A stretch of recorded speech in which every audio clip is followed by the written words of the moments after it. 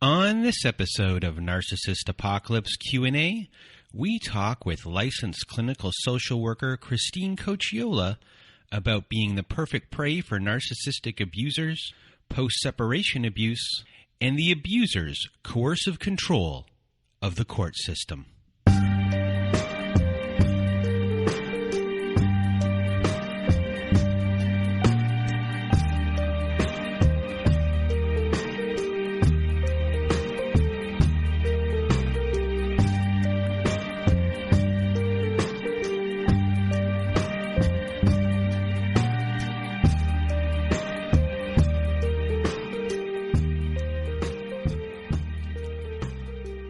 Welcome to Narcissist Apocalypse Q&A, everyone. Today on our show, we have licensed clinical social worker Christine Cocchiola. But before we get to this episode, let me just define what a narcissist is for this show. So what is a narcissist, you may ask? Well, for the purposes of this podcast, we refer to a narcissist as anyone who has displayed a pattern of behavior that shows a limited capacity to appreciate others' perspectives. It is that simple. Now, if you have not been to our website recently and want to be a guest on our Survivor Story show, please do go to narcissistapocalypse.com. Top of the page, there's a button that says guest form. Click that button, read all the instructions, send in your email or fill out the guest form there. For those of you that have not heard back from me yet, please go check your junk mail because I've sent out replies to almost everyone. I still have a little bit of a backlog, but hopefully I'll get to that today. And for others who need support that come to our website at narcissistapocalypse.com, at the top of our page, there's a button that says support button. Well, it just doesn't say support button. It just says support. And you click on that, and it takes you to our very own safe social network. Our community members are on there posting in our forums. We have integrated Zoom support meetings every Wednesday and Saturday night. We have meditation ceremonies. We have closure ceremonies. And our members are on there to support you, cheer you on when you need it, give you a shoulder when you need it as well. So if you are looking for support, please do go to narcissistapocalypse.com, top of the page, press the community support button. Now, another way to get support is to go to domesticshelters.org. So if you or someone you know are experiencing abuse, you are not alone. Domesticshelters.org offers an extensive library of articles and resources that can help you make sense of what you're experiencing, and they can connect you with local resources as well so you can find ways to heal and move forward. So please do go to domesticshelters.org to access this free resource today. And on my list here is a note from one of our sponsors, Bloomers Trading Co. Bloomers Trading Co. hand makes stylish garlands for modern events and home and wants you to finally enjoy gathering with your friends and loved ones this holiday season. Bloomers Trading Co. is known worldwide for their like-real durable holiday and Christmas garlands, and if you order before November 20th, they are offering you, listeners to this show, 10% off. So head on over to bloomerstradingco.com for 10% off all your holiday and Christmas garlands now. These always sell out fast, and I don't want you to miss out this holiday season. So please do go to bloomerstradingco.com. And everyone, I think that is pretty much it for today as far as things that I have in my notes. I'm sure I could talk about something in my notes here, but we're just going to get to our episode with Christine. And I just want to thank Christine for being a guest on our show. This is an interesting conversation. We start off talking about being the perfect prey and a study that she is doing. And we eventually end up talking about post-separation abuse and the court system and how abusers abuse the court system. And it's a really interesting conversation. I really want to thank Christine once again for being part of the show. And now, without further ado, here is my episode with Christine Cocchiola. Welcome to Narcissist Apocalypse Q&A, everyone. With me today, I have Christine Cocchiola. How are you? I'm great. Thank you. I'm great. So for those that don't know Christine has been a social justice advocate since the age of 19, beginning her career in social work at a local domestic violence sexual assault agency where she still volunteers. She is a college professor teaching social work. Her expertise is in the areas of intimate partner violence, trauma, and child abuse, developing and presenting workshops on these topics both regionally and nationally. Christine is a 2022 candidate for a doctorate in social welfare attending New York University. Her capstone project is on coercive control and the impact that this abuse has on adult and child victims. She has been an advocate on the state level for coercive control legislation, including Connecticut's Jennifer's Law, and of victims of coercive control. She is the mom of 2 amazing young adults. She hopes to continue to educate adult victims and survivors on how best to support children who have experienced coercive control. So a big thank you for being here, for educating everyone today. And now, without further ado, let's get into, being abuse victims being perfect prey. Sure. Thank you so much for that introduction, and thank you so much for having me here, Brandon. I truly am honored and appreciate it. I'm a little bit older, so maybe that's why there's a long list, but I think what I always try to highlight is that all of those experiences, and I still was in a relationship with a coercive controller for 35 years. So I always want to tell victims of abuse and survivors of abuse that I'm not trying to insinuate I'm smarter or better than others, but that if it could happen to me, and I was teaching on this topic every single semester for the last 20 years.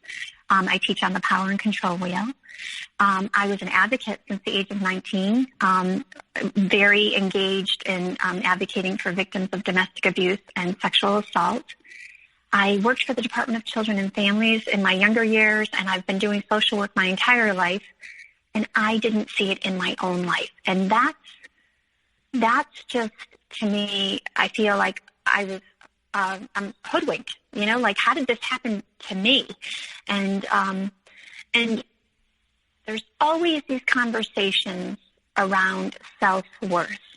And, why do victims stay? And how come it takes 7 attempts for victims to leave? And these are, really great questions and fantastic questions.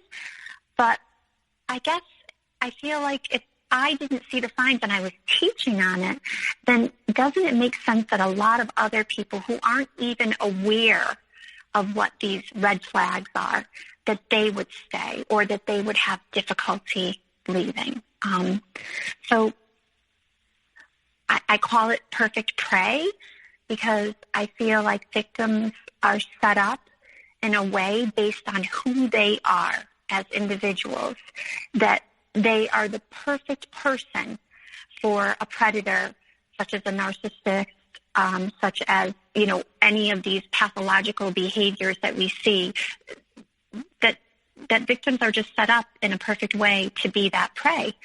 And so when I finally did leave my ex-husband after multiple attempts, I decided to dive deep into this, as we hear all the time victims do, right?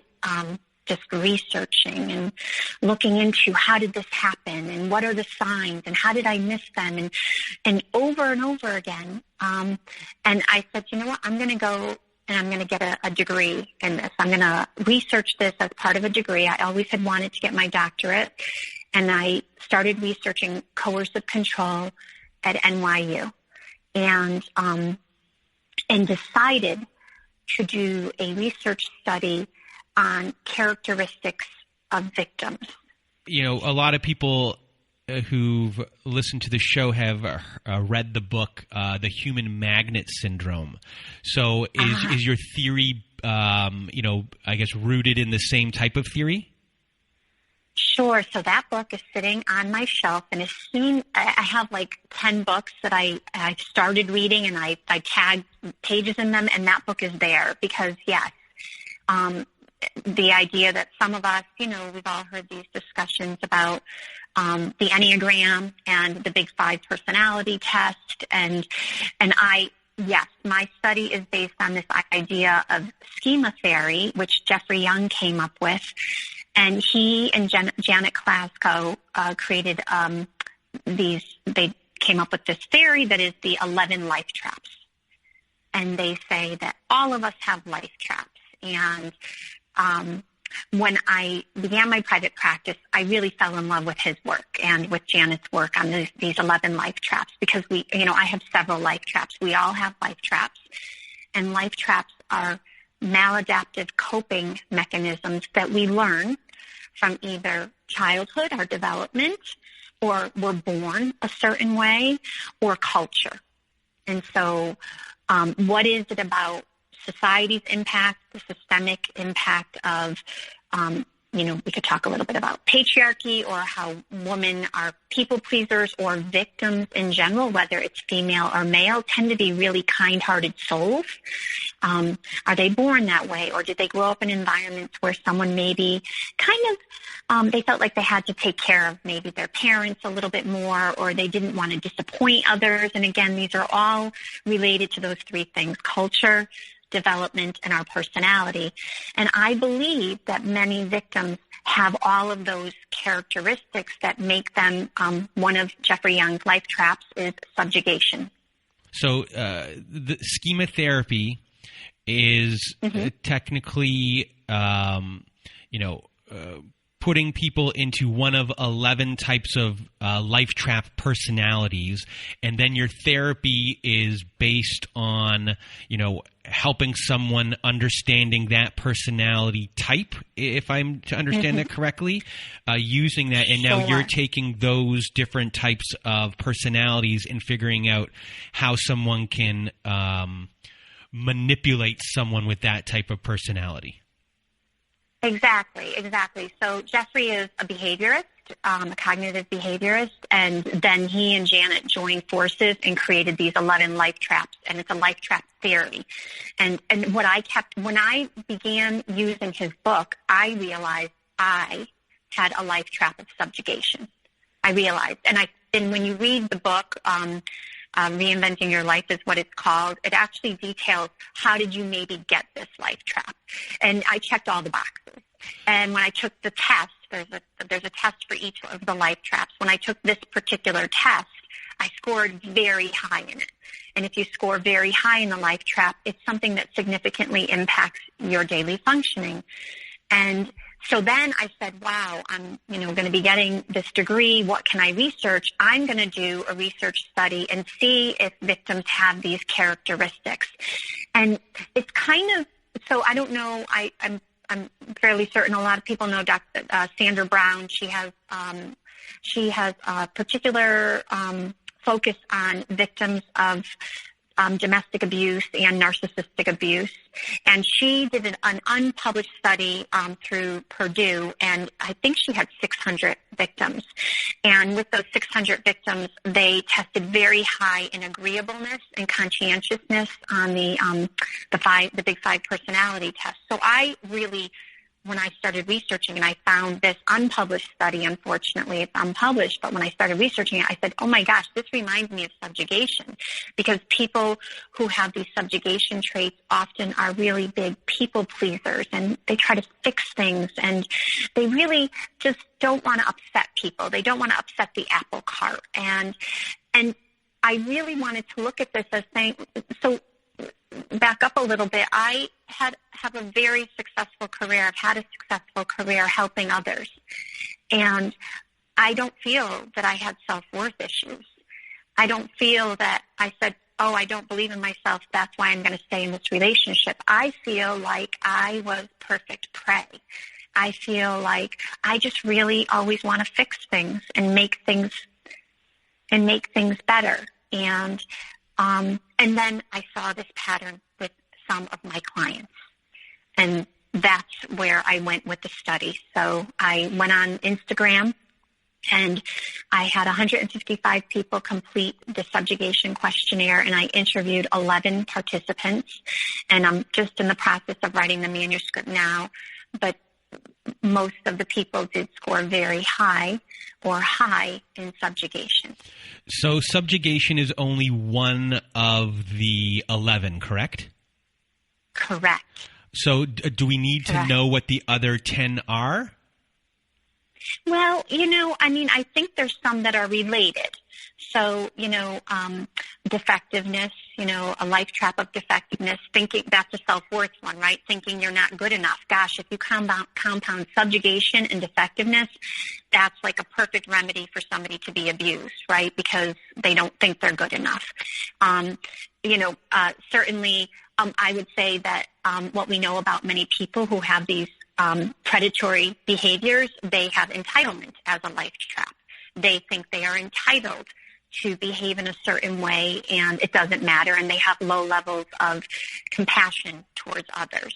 I think it's really helpful to know them all, but I think that what I'm proposing and what I believe, and I think it's in line with a lot of the discussions about, being a giver, with the enneagram, and being highly conscientious. And so with the Big Five personality test, conscientiousness is also, as you probably know, not just like being organized and taking care of everything, but also being conscientious about other people's feelings and, having concerns about that. And so what the really interesting part about, I think it's Sandra Brown also found that many perpetrators of domestic abuse are highly disagreeable. Surprise, surprise, right? So, what is it that makes these people want to have power over and control others? Well, if they meet someone who comes along and says, I'm going to let you, choose which car we purchase or what we have for dinner tonight over and over again. I'm going to continue to be really giving and accommodating to you. Then that just, of course, emboldens perpetrators too, right? It gives them more power. It continues to give them carte blanche to have power over someone who really doesn't want to upset the apple cart in the relationship, who really wants to try to please and make everyone happy. So before we get into subjugation, can you define subjugation for us? Sure. So, I think overall, the way that Jeffrey and Janet would identify it is that, there's an emphasis on putting others before ourselves, taking care of others, and oftentimes allowing others to kind of be in control. And I don't necessarily mean bad control, but certainly allowing others to take the lead oftentimes in our lives. And that taking care of the wants and needs of others before ourselves is primary. That's something that makes us feel good, is taking care of others. And that these are people who oftentimes can be drawn to other people who maybe take charge. They want to please other people. And Jeffrey would call it, these are called early maladaptive schemas. That's what all of these are called. So subjugation, defectiveness, entitlement. They're things that we, again, have all of these reasons why we acquire them, but then they continue to develop throughout our life. And what he says, and Janet says, is that they become ingrained in us. Schemas become so ingrained, they become the way that we behave. And when we encounter things in our life, we react by using these maladaptive schemas. So they almost, in some ways, given the right predator, are going to intensify. Given the right person, they're going to intensify because they are so ingrained in who we are that, if people pleasing is part of what we are, then we meet someone that wants to be pleased all the time. We're just going to intensify that behavior over and over again. After people who are listening understand, what subjugation is, I guess where will we go next with this once we know this information about ourselves? Sure. So I think that it's about changing that maladaptive schema, right? And so certainly I would say when it comes to victims of abuse, they can't change anything until they're out, right? However, if my goal is, so I actually created a program at the college I teach. It's called Intimate Partner Violence Sexual Assault Prevention Program. And one of the workshops that my student interns present is called Where is Your Line? And the whole goal behind this workshop is to get people thinking about what are the red flags happening in this relationship, and where is your line? When are you going to say enough is enough? And so if we can teach people about knowing that maybe this is their life trap, right, and that's an unhealthy coping skill that they have, and that how do we teach them to have lines, to have boundaries in their life? And so for me, I feel like when I had this understanding that I had subjugation in all parts of my life, by the way, not just in this relationship, but in many parts of my life, I started to say, okay, how do I create lines? And well, I mean, I'm sure you know that the moment you start to create boundaries with people who are really unhealthy, they oftentimes don't like it, right? They oftentimes react negatively. And for me, that became the road to my leaving. Because if my partner continued to have that charlatan, the fake facade of being really wonderful a lot of the time, but being really horrible a lot of the time. And so I was caught in this place of who is he? Is he really a horrible person? Is he a nice person? Am I crazy, right? All the gaslighting. Am I crazy? Is there something wrong with me? Let me keep so subjugation. Let me keep working harder. Let me try to do this differently. Let me do that differently. But the moment I realized that I needed to start creating lines, he started reacting more negatively. And that's when it became so much more clear to me that it wasn't me. That by understanding that I needed to have boundaries and lines in place, so I'm going to back up a minute. One of the things we know about victims of domestic abuse and of these types of, like Dr. Romney talks about, right? Narcissistic abusers, right? One of the things we know is that abuse victims are stripped of their autonomy. They're stripped of their ability to actually think for themselves. Evan Stark, he's the international expert on coercive control. He talks about it. He says, the unknowing of what we know. The unknowing of what we actually know. So if we all are born with intuition and the ability to know what's safe and unsafe, that fight, flight, or freeze mode, right? Like all of those things that we are born with. Yet, if we grow up in a home where maybe, we are a little worried about a parent a little bit more, and my parents are amazing, but if we're a little worried about a parent, we're a little caretaking because we're born that way. Do we start to diminish our intuition, our ability to make decisions that are best for ourselves? Is our autonomy in some ways compromised? What's best for Christine in this situation? And then Christine, at a very young age, gets engaged with someone who has these tendencies. And, there's the whole love bombing and everything's wonderful. And anytime there was a lie, it was always, I was crazy for thinking there was a lie. And so there was all of that for many, many years. Is Christine slowly unable to figure out what she actually knows to be true? Is she stripped of her autonomy to think for herself? And, I guess this could be related to cognitive dissonance, right? Like, is there an inability to figure out what actually is the reality, or am I dissonating from that reality because I don't have the ability to figure out or to know what I should know, as Evan Stark says. We unknow what we really should know.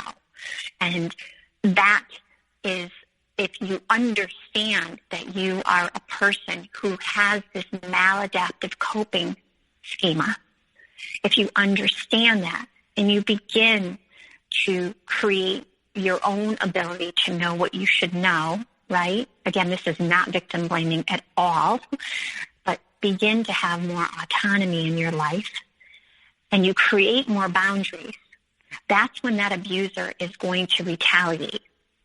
And unfortunately, I would say that the reason why it takes 7 attempts to leave is because we know, on average, by the way, 7 attempts to leave, is because we know these abusers are really good at performing when they need to. So things get really bad, and then they put on this facade or this apology, or they threaten.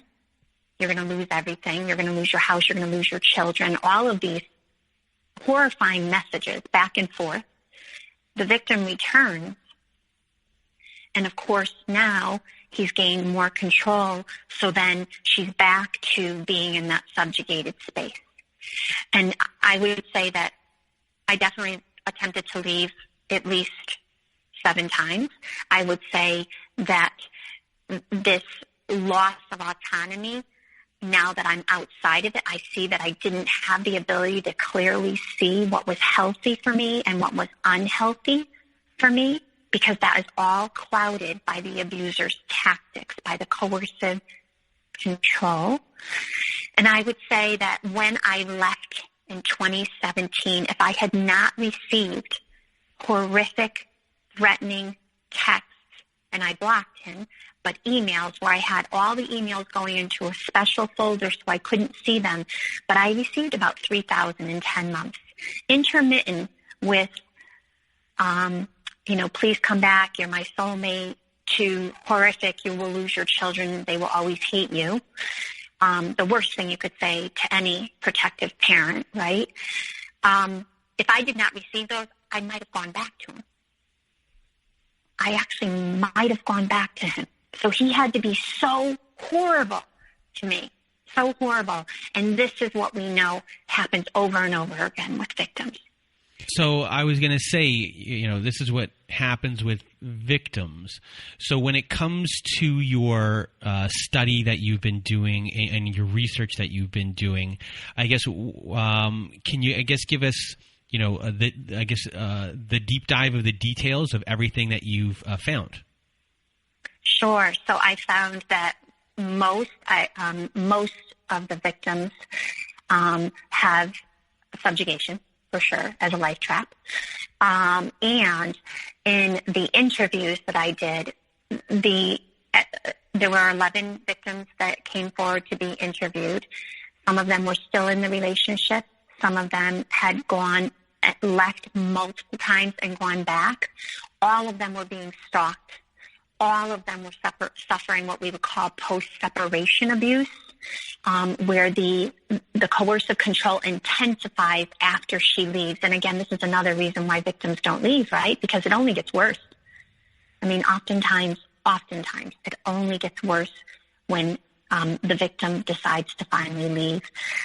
So post-separation abuse, very evident. Use of the children as pawns, a long custody disputes.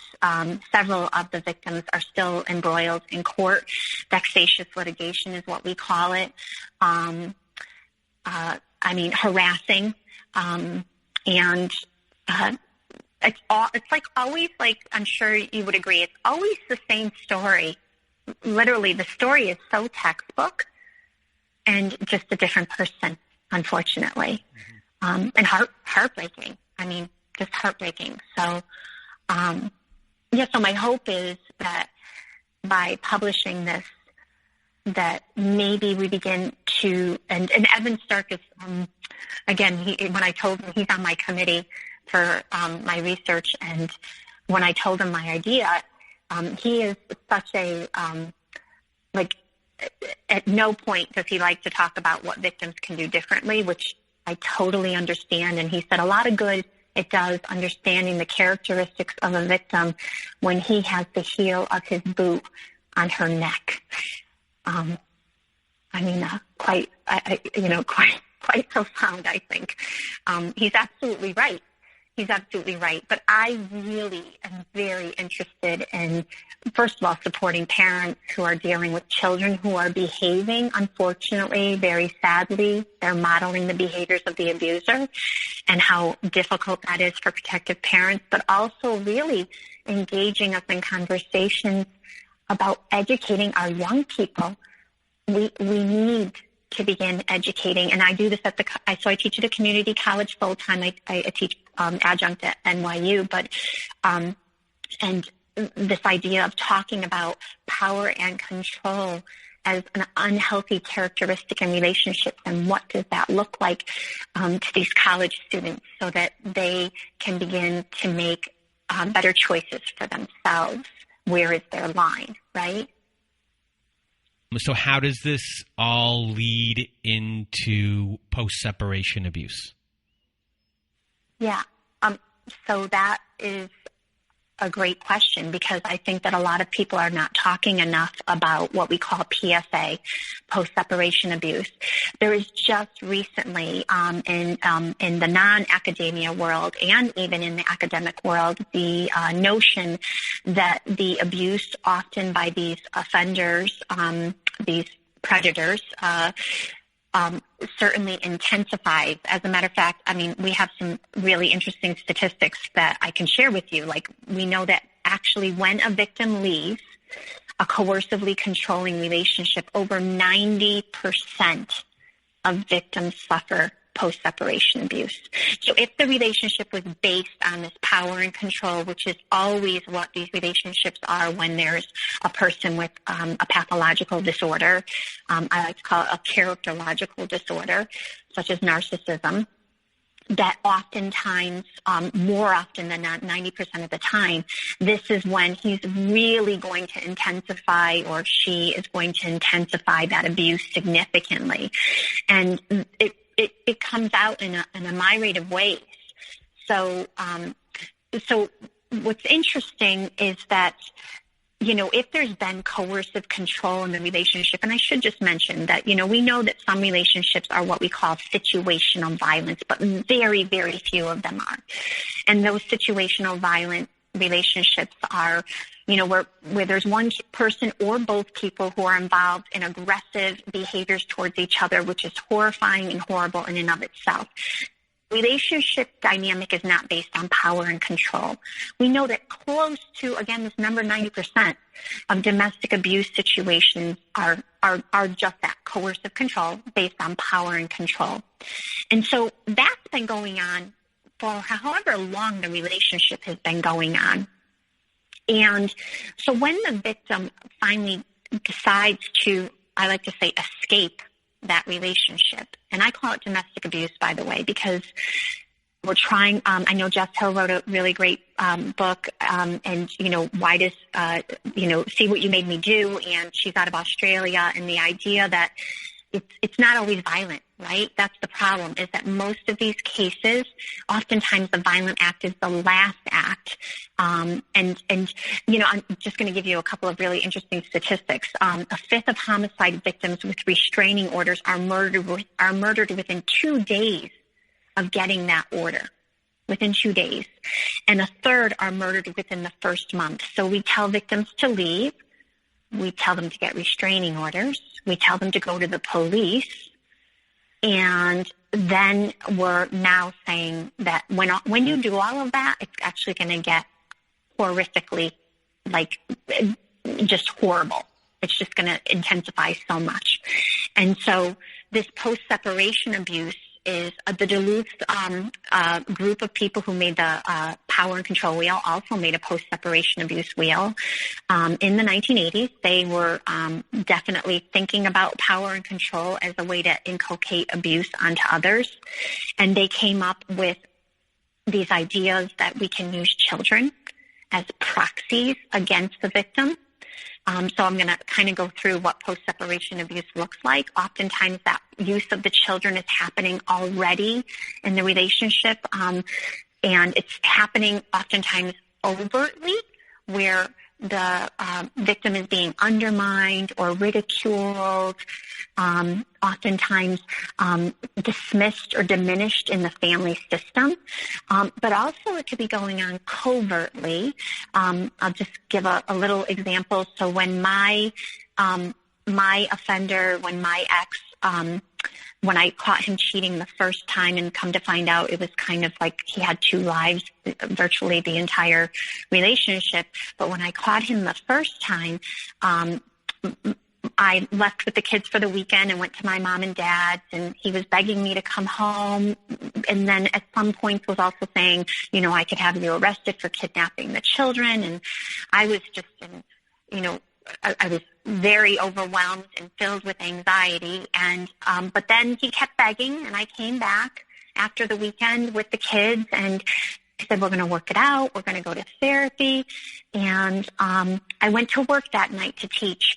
And it wasn't until, so my daughter was 9 and my son was 10. And it wasn't until my daughter was 17 when there was an incident between her father and she. And she shared with me that at that age, he began telling my children that I was crazy, that I make up stories, that I couldn't be trusted, and that I suffered from severe depression. And so that domestic abuse by proxy, unbeknownst to me, by the way, for 8 years, was going on and started when my children were 9 and 10. And so he was laying the groundwork. He was already laying the groundwork to harm me. And of course, part of my area of interest is this, like that's a significant psychological abuse to children. And just like, how could we not acknowledge children as victims of coercive control and as victims of domestic abuse? We call them witnesses all the time. We call them, they witnessed it or they were exposed to it. And I am just adamant about, no, they actually experienced it. Whether they watched it overtly or covertly, they experienced it as victims. So that's like one way that these perpetrators begin to insidiously, this hidden abuse, insidiously abuse the adult victim and the child victims. Sometimes they're neglectful or abusive towards the children. They might, not really show that they care about the children. They might, in some ways, have a child who's a scapegoat, have a child who maybe seems to be the one they're least proud of, the one that doesn't fulfill them in some way, and they make it known. They oftentimes will discard either a child or, of course, they are discarding the adult victim. That adult victim becomes their scapegoat, and that person is dismissed or diminished within the family system entirely. As we talk, about oftentimes the isolation of the victim. So these perpetrators often will dismiss family and friends that mean something significant to the children, to the victim, and undermine those family members in an attempt to isolate, and those friends in an attempt to isolate the victim, the adult victim, and the child victim. And these are all, again, post-separation abuse, because what we know is these are times when the abuser will begin to ensure that he gets alliances with people so that the victim feels that she, in the case of a female victim, feels that she has no one that she can turn to because he's turned everyone against her. In the case of a client of mine, where she's been, and we call it, again, the children were used as proxies. So the children have turned entirely against her. They have nothing to do with their mother now. It's been about 2 years. And, of course, she's devastated. There's nothing more devastating than that. But when her children were talking to her, she was telling all of her friends and family that she was turning the children against him. So the flipping of the narrative is constantly happening. So I like to say that the accusation is the confession. Whatever this abuser is accusing the other person of, that's actually fully his confession. And I see it over and over again with clients, and certainly saw that in the research study. The counter-parenting, I think I've already mentioned. It's another post-separation abuse. So imagine that, you're supposed to have the children home at 5 and you're the abuser, and you bring them home at 4 and the victim isn't there yet, or you bring them home at 8. You totally disregard any of the orders by the court. You certainly ensure that if you're supposed to be paying a certain amount, you don't pay that amount. That would be an aspect of financial abuse for sure. I guess another example of so you maybe send the children home with particular items that, you both as parents had agreed that the children wouldn't have, whether it's a new toy or it's, maybe you're allowing them access. I like to call it, especially as children reach pre-adolescence, they begin shopping, parent shopping, because, there's going to be one parent that's going to give them what they want. And the sad part of this is that then we create children who are behaving in much the same entitled way as the abuser. And so how does someone parent a child who at one home is getting everything they want and allowed to do whatever they please, versus a parent at the other home who's trying to create boundaries and structure and healthy things that the parents do to ensure their children grow up having a healthy character. And so the abuser wants to undermine that. I wrote a letter for the International Coercive Control Conference. We had our first conference this year, and the letter is from the abuser to the child. And it basically talks about, that the child is really just a pawn. You are just there to serve me. You are just there to fulfill my ego, to ensure that I actually feel good about myself as a parent. And that is your only role. So my love for you is entirely conditional. And the moment you violate that in some way, either by aligning with the victim, or maybe questioning my authority, my power and control over you, the moment you do that, I'm going to treat you just like I treat the adult victim. So when we talk about children being unable to actually make a healthier choice for themselves, how could they do that when they are trapped? They are entirely trapped, because if they align with the victim, then they're going to be harmed by the offender in much the same way.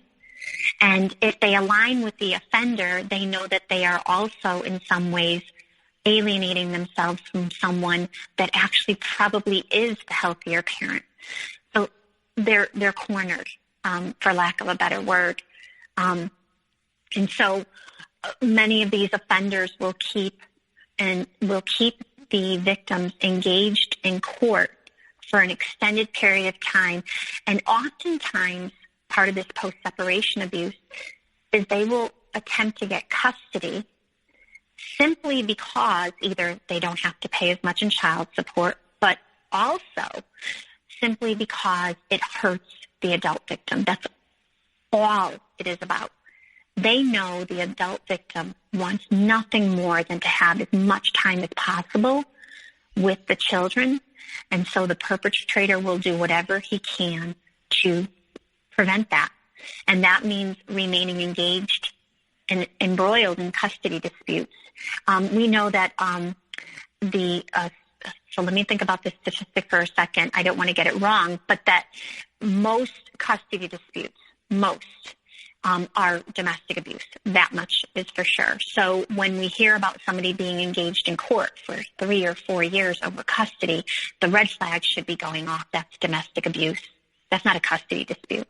That's domestic abuse. That's vexatious litigation where I'm going to use the court at any cost to harm you, and I'm going to take whatever matters the most to you, and that is going to be the children. And so these ideas of creating like a financial burden, by the way, right? Because if I'm involved in court for an extended period of time, then of course that's going to cost more money. And so, there's this whole movement right now. It's Me Too Family Court, hashtag Me Too Family Court, judicial accountability, because once these victims get into court, abusers actually get custody upwards of 50% of the time the moment a victim says that she has been abused. Joan Meyer just completed a study on this, and when I say 1 in 2 times, 1 out of 2 times, abusers will actually get custody. I don't know about you, but that is just so astounding to me. And these victims so powerless, so they are again told in an insidious way, don't mention the abuse. They're again told, if you leave, this is what's going to happen. And heartbreaking. Absolutely heartbreaking. Victim thinks she's going into court in maybe worst case scenario 50-50. And then this ends up happening to her. So again, another example of post-separation abuse. When a lot of those things happen, when the abuser is the one that's actually getting the custody, how big of a role does or do resources play as far as rich, poor, at that point, your money being shut off from you and getting proper representation within everything to fight the fight? Yeah, no, absolutely. So, so financial abuse is another aspect of post-separation abuse, right? And so this idea that if I'm the perpetrator and I have access to the funds, I'm going to cut you off in as many ways as possible. And then we have victims who certainly are left in destitute circumstances, financially unable to afford an attorney. And what attorney wants to take a case like this, by the way? And it's definitely 50% of custody disputes are domestic abuse cases. And so, the idea that the perpetrator is going to exert control wherever he can. So if she's not living with him, then he's going to start to, again, if he can cut off finances and in some way harm her so that she's left in a more destitute situation than she would have ever been in if she had just stayed. And, it makes me, when I think about financial abuse, again, another tactic of post-separation abuse and certainly a tactic of coercive control in the relationship. We often talk about how people who live in poverty are left in dire circumstances and how they have no voice. They have no ability to get support in the no legal recourse. If you don't have funds, how are you able to get support? So criminals who do offenses actually are allowed to have lawyers. They get free defense attorneys, which is absolutely fine. But how do we not help victims of domestic abuse have the same ability to have a lawyer? It just makes it's nonsensical. It's nonsense. Yeah, so we had a recent episode with a guest, our Survivor Story episode with a guest named Saturday. And a lot of Saturday's story most of Saturday's story is post-separation abuse. And it was an interesting episode because it wasn't just her story. It was a story about her stepdaughter, and it was also a story about the stepdaughter's mom. And Saturday came from a middle to upper class background, and the stepmom her stepdaughter's mom came from a background that was not wealthy at all. So when during the post-separation abuse, Saturday had a lot more money and more support, family support to fight and get things. But, we find out during the story that the other person didn't have that, and there's a lot of mistakes on their part made on the way because they didn't have the legal advice that they needed to get. All these little things, and Saturday's lawyer was pretty much paid for. Obviously, they still had not issues with paying a lawyer, but they still had a budget to spend. But you rarely hear, eventually now a lawyer within the office heard about the stepdaughter's mom and is taking them on pretty much pro bono, which is very, very, very rare. Right.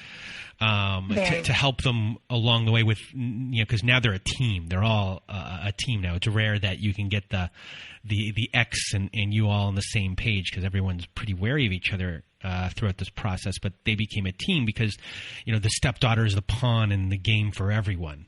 And talking about power and control. Everyone should actually listen to that episode in conjunction with this. When we talk about power control, in the post-separation abuse, during the relationship, this person was, I called them masterful with their language and everything that was going on. The way that they controlled the situation was very much a mastery of how they were doing things. But as soon as a little bit of that control was gone, and especially when the divorce proceedings begin and the separation begins, and that control is gone with this, or slipping away with this specific person, they became unhinged. And sometimes you see like an unhinged where, the mask is gone and they go. Sometimes people are able to control it a little bit better in the sense of how reactionary they are. But this person became from, under control to just they're capable of anything, and they're grasping at straws to gain that control back in any which way. And, with post-separation abuse, that's pretty much what it comes down to. Like, the other person has completely lost control, and they're trying to get it back in any way, shape, or form.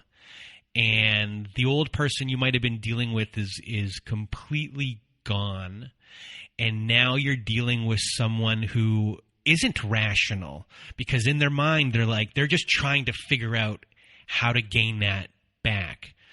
And I've gone off on a tangent here, but as far as within everything you've studied within the pathology of the abuser aspect of post-separation abuse, is there a way to have them think they get that sense of control back, so they stop doing what they're doing? So this is, I feel like this could be like a whole nother rabbit hole, because, when we talk about, right, like the pathology of the abuser, I could go on for, a very long time about discussing this idea that no. So the answer to the question is no, because, the ego for this person is so fragile, right? And they have so much shame, and because of that, anything that is considered a mar on who they feel they want to believe they are, that there is no other recourse than to have a form of retaliation. Now, again, like you said, this sounds like a really extreme form, and I should mention that of the total domestic violence homicides, 75% of them were victims killed when they left. So there is a pathology of I need to retain that control at any cost. And you probably have heard about all of these laws that are sprouting up all over the country now. Kira's law, Caden's law, Ty's law, Grayson's law. These are children. So the abuser has, as you said, totally unable to contain themselves anymore, that they actually harm, and in this case, filicide of children, the murder of children of the victim. And often that's when suicide happens of the perpetrator. It's actually like 72% of those cases are male perpetrators who are the murderers of children. So back to your question, I think what we know is that depending on the level of the pathology, right? I mean, I know you know this, but there's a spectrum of the disorder, and I don't like to call it a mental illness at all, because I don't think this is in the realm of depression, anxiety, or any of those things. These are characterological issues that cannot be changed. They cannot be changed. These people are a certain way. They will not change, and there is no ability to try to alter their reactions. All that we can do is educate people on prevention and getting into these relationships, and also have the support services when they leave. And that's part of the problem. The reason why there's post-separation abuse is because we don't have the supports in place so that victims don't suffer that post-separation abuse. It's the overwhelming issue we have right now, in my opinion, is that we don't have a judicial system and a legal system. So I'm talking also police that truly understand the manifestations of these characterologically disordered individuals. And until we have people, I didn't see it. No, granted, it was in my home. I was living it. It's a little bit different. But my point is that these experts out in the world, judges, lawyers, judges, lawyers, and police officers, they believe they have the knowledge. And I'm sorry to say they don't.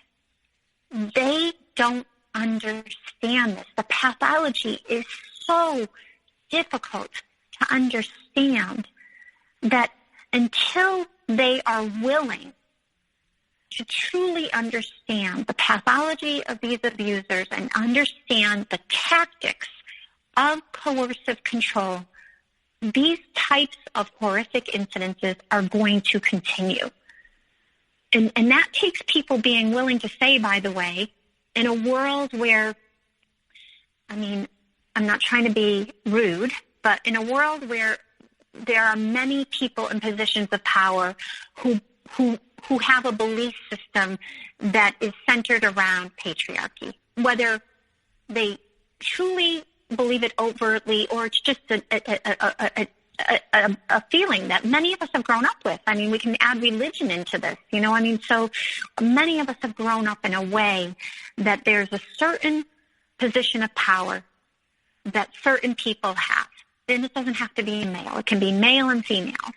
That they have, so judges have positions of power.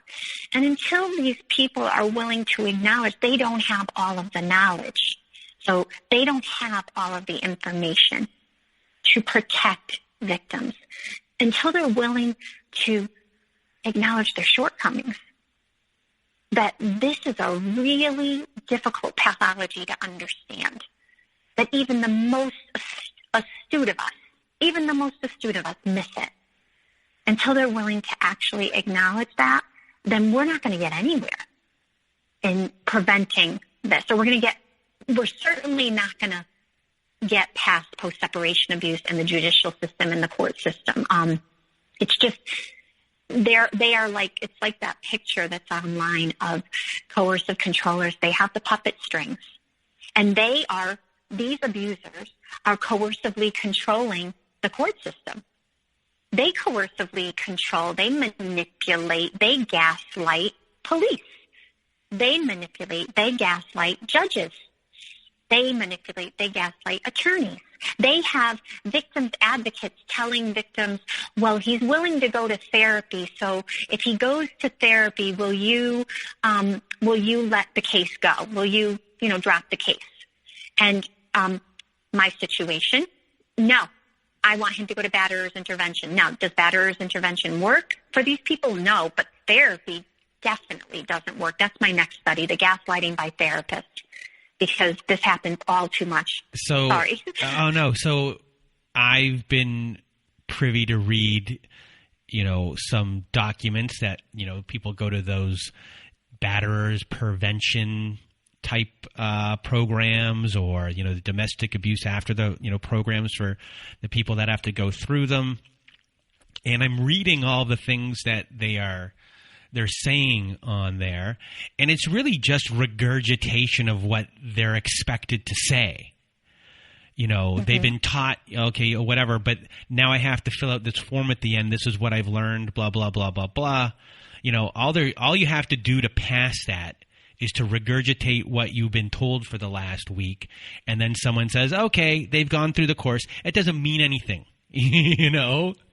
But it satisfies a court's, it satisfies a court that they went through it. I mean, a person with who might not be disordered in any sort of way, that might be helpful, but that's very slim. But when you're talking about people with disorders and things along those lines, I mean, they know what they're doing. They know, okay, all I got to do is this, and then they'll, then they won't bother me anymore.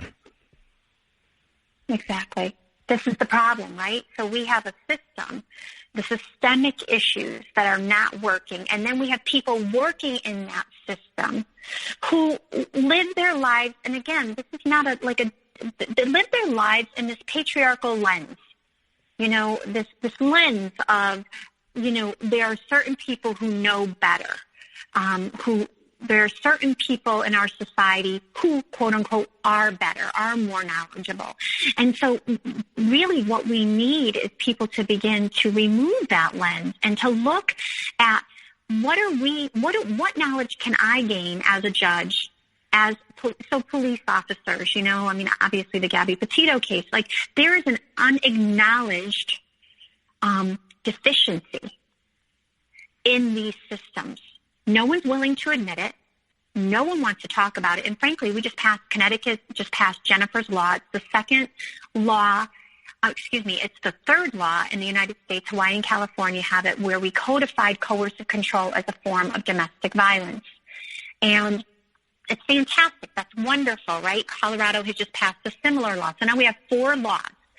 And do you know that in the state of Connecticut, there were 2 laws that went to judiciary hearing, and there were 11 hours of testimony. We had Evan Rachel Wood testify, Marilyn Manson's ex-girlfriend. Mm-hmm. We had Laura Richards, the creator of Dirty John, the producer of Dirty John podcast and the Netflix series. She testified. And do you know that we had the Connecticut Coalition Against Domestic Violence against our piece of legislation? They were interested in a more watered-down version of a piece of legislation. And I'll tell you why. Because Connecticut Coalition Against Domestic Violence gets $3 million a year from the Judicial Department in the state of Connecticut. And the Judicial Department did not want our law. The Connecticut Bar Association did not want our law. And so we have groups of people who do not want to be trained on understanding the pathology of 90% of domestic abuse. It's coercive control. It's inculcated by an abuser who most likely has narcissistic personality disorder. I don't want to draw, I know a lot of people use that word a lot, but really what we're talking about here is someone who has this pretty significantly, and we have a system that is not willing, and Connecticut is just an example of that. Thankfully, our law passed, but it wouldn't have had we not had 11 hours of testimony and some very prominent people, including Evan Stark, speaking also at our event, at our judicial hearing. You've given us a lot of knowledge here today, a lot of not just knowledge, but just a lot for us to think about. And, so before we end off our show, is there something that we haven't covered that you want to mention? I guess I just would love for us all to begin to believe victims. We need to believe victims and not question them and not ask why they stayed, because that's a false narrative. There's a lot of reasons why victims stay. There's so many that almost it's safer to stay in some instances. And every victim who's out there listening right now, please don't take that to mean that you shouldn't leave, because you should leave.